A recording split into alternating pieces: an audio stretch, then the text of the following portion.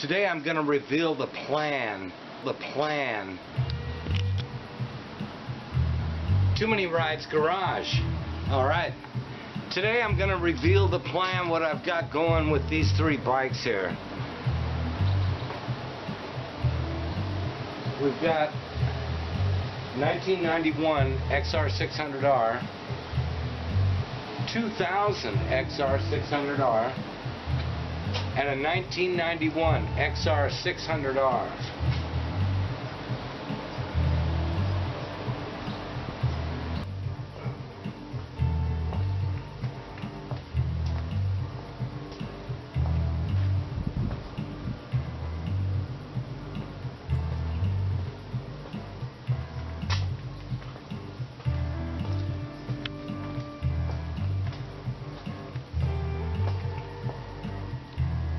Yeah, that's right. Today we're going to reveal the plan.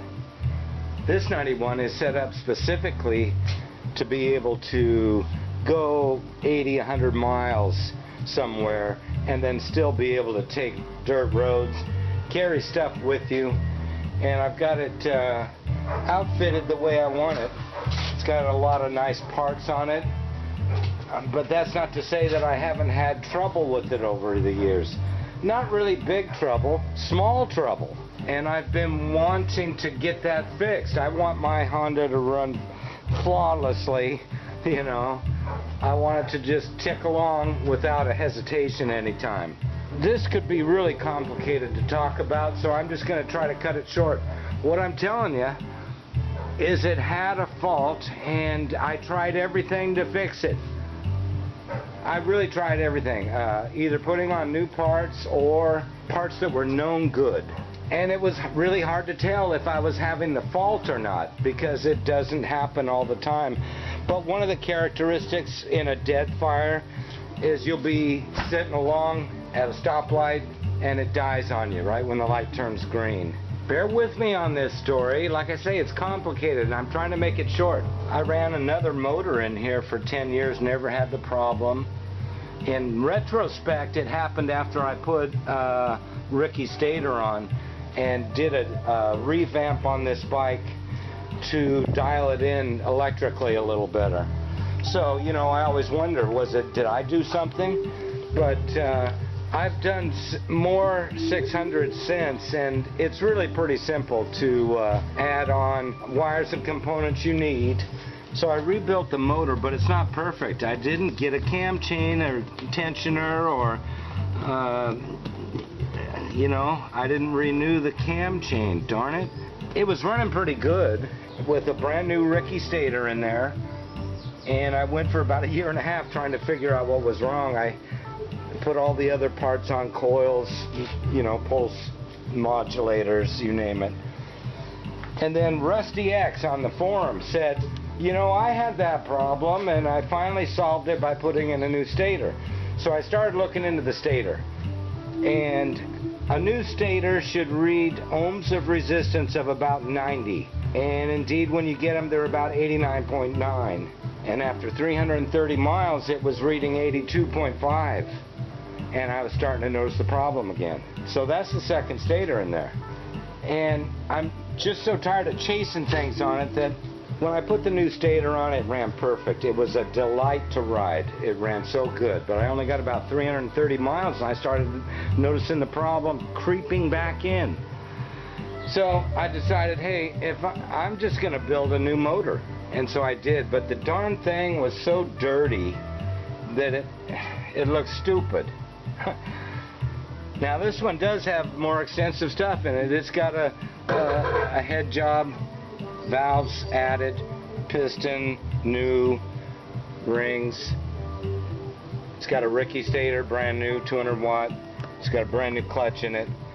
Brand new cam chain, brand new tensioner and spring. Those of you who watch the channel have already seen that I got this 1991 tracker project. Previous owner never finished his project, and he said the motor ran pretty good. So I need to verify that that motor's working good for my plan. And if you've been watching the channel really recently, you'll notice I just got this 2000. The story on this, it belonged to an old man who had it, original owner.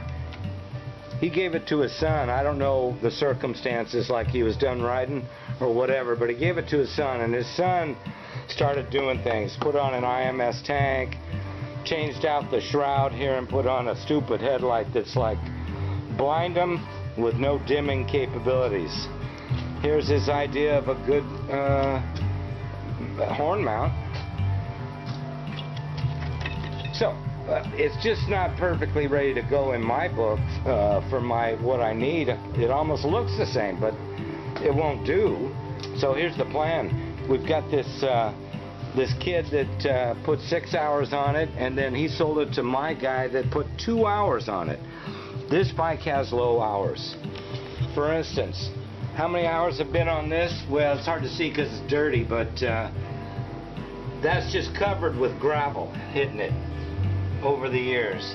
The oldest skid plate you can get back in the 90s.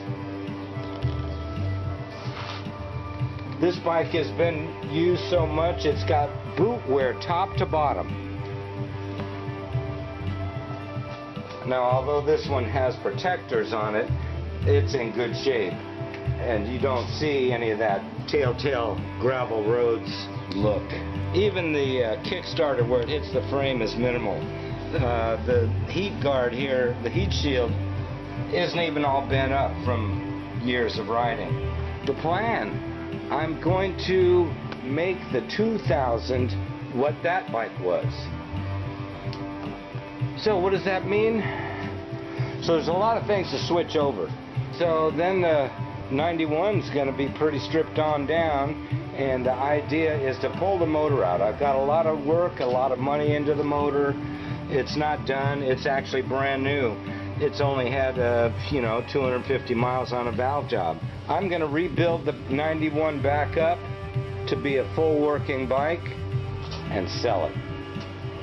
I'm going to put the 91 tracker in my 91. I got to make sure it runs decent, but I'm going to get that motor in here, and it'll be up for sale. Yeah, my plan is to take all my good parts off of here and put them on this bike. In the end, I'm going to sell that bike with this motor in it. You got a bike for each specific purpose. A dual sport is a compromise between working really good on the road or working really good on the dirt. I'm setting up specific bikes for specific rides or types of rides. This is the most important one of the bunch, because this takes me right from home on a bike up to the highest country. The plan is to take the 2000 and put all my goodies on here. I'm basically going to have a bike just like this. And I'll have a tracker for sale. Tracker frame. Gonna have this exhaust system for sale. That's the plan. I know it seems like just a bunch of work, but I'll be fixing things up better than it even was before.